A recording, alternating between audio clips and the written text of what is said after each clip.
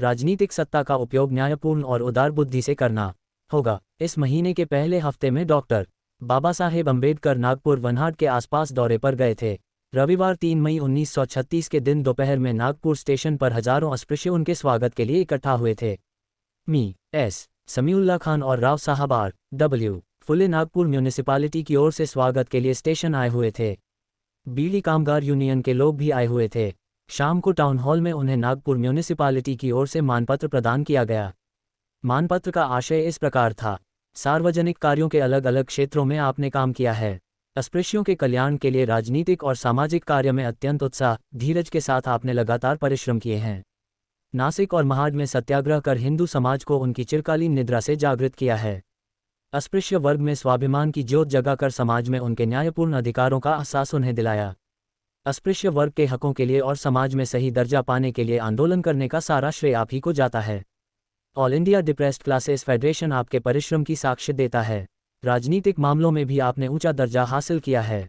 Simon commission को सहकार्य देने के लिए मुंबई लेजिस्लेटिव काउंसिल द्वारा नियुक्त की गई कमेटी के सदस्य के नाते आपने जो भिन्नमत पत्रिका लिखी है उससे आपकी कुशाग्र बुद्धि के दर्शन होते हैं।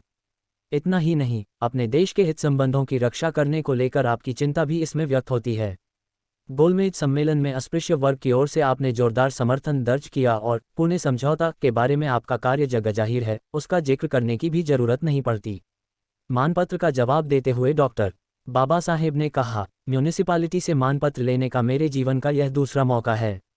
कई म्यूनिसिपालिटियों ने मुझे मानपत्र देने की इच्छा व्यक्त की, लेकिन मानपत्र न स्वीकारने की नीति का मैं अनुसरण करता हूँ। हो सकता है कि किसी के मन में यह सवाल उठे कि मैं इतना कृतघ्न क्यों हूँ, लेकिन इसमें कृतघ्नता कोई नहीं है। राष्ट्रीय अखबार और संस्थाओं की नज़र में मैं कोई बड़ा आदमी नहीं हूँ। मुझे हमेशा लगता रहा है कि लोग मेरा गौरव करें अथवा न करें, मेरा काम पवित्र है। इस तरह के जो मानपत्र दिए जाते हैं उनमें सुधार के बारे में महानता दिखाने के लिए जो झूठ लिखे जाते हैं उसमें कन्वेंशनल लाइज ऑफ सिविलाइजेशन का बड़ा हिस्सा होता है।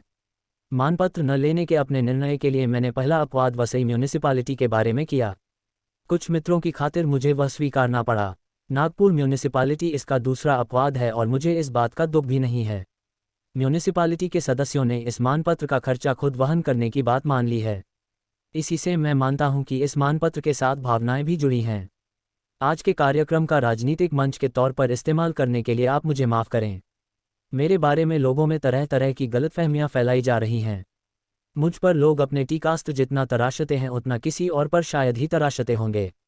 मेरी आलोचना करने वालों का रुख ऐसा है कि उन्हें लगता है अल्पसंख्यकों के नाम से जो करार मशहूर है उसका असल गुनहगार मैं हूँ। गोलमेज सम्मेलन में मैंने जो नीति सामने रखी थी उसके बारे में मुझे कोई खेद नहीं है। गोलमेज सम्मेलन में मैंने जो काम किया है उसे पढ़ने की अगर आपने तकलीफ की तो आप समझ जाएंगे कि विभिन्न समस्याएं हल करने के बारे में मैंने जो सूचनाएं रखी थी वे कई राष्ट्रीय स्तर के नेताओं की रखी सूचनाओं से बेहतर दर्जे की थीं। मैं जो कह रहा हूं उसका साक्ष्य खुद गांधी देंगे। अल्पसंख्यकों ने गोलमेज सम्मेलन में जो नीति पेश की थी वह न्यायपूर्ण थी। इतना ही नहीं, मेरे मत में वह उदारता भरा भी था। आयरलैंड अल्स्टर वालों ने होम रूल के आंदोलन में जो जवाब दिया था उसकी तरफ मैं आपका ध्यान दिलाना चाहूँगा। अल्स्टर में प्रोटेस्टेंट अल्पसंख्यक थे और दक्षिण आयरलैंड में रोमन कैथोलिक बहुसंख्या में थे।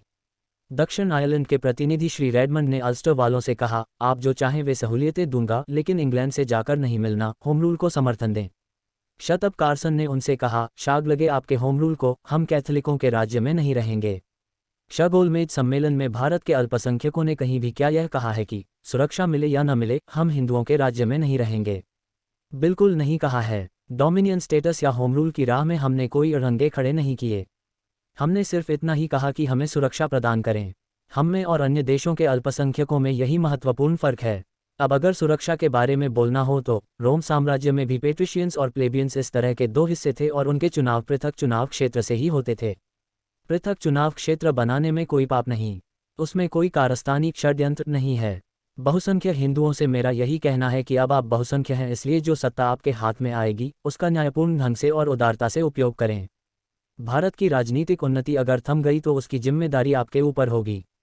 हमें मिले अधिकार अल्पसंख्यकों के फायदे के लिए आप जिस अनुपात में प्रयोग में लाएंगे उसी अनुपात में यह बात तय होगी कि आपने अपनी जिम्मेदारी सही ढंग से निभाई है अथवा नहीं। आपने जो मानपत्र दिया है उसके लिए एक बार और मैं आपको धन्यवाद देकर अपनी बात पूरी करता हूं। उसके बाद उपाध्यक्ष राव साहेब फुले ने डॉक्टर अंबेडकर और मेहमानों के प्रति आभार व्यक्त करते हुए कहा कि अल्पसंख्यकों की मांगों के बारे में हिंदुओं को कोई शिकायत नहीं है। उनका कहना तो सिर्फ यही है कि स्पृश्यों के साथ जो नीति वे अपनाएंगे वह राष्ट्रीयत्व की पोषक हो और जातियों के बीच पल रही द्वेष की भावना को खत्म करने वाली हो। हिंदी राष्ट्र को जातियों में विभाजित करने वाली नीति न अपनाएं। डॉक्टर अंबेडकर की गोलमेज सम्मेलन में अपनाई नीति राष्ट्रीयता के लिए पोषक थी, यह हम मानते हैं। सभी अल्पसंख्यक अगर राष्ट्रीयता के लिए पोषक नीति अपनाएंगे तो हिंदू समाज को चाहे जितना स्वार्थ त्याग करना पड़े, किसी को उसके बारे में शिकायत नहीं होगी। इसके बाद कार्यक्रम समाप्त हुआ।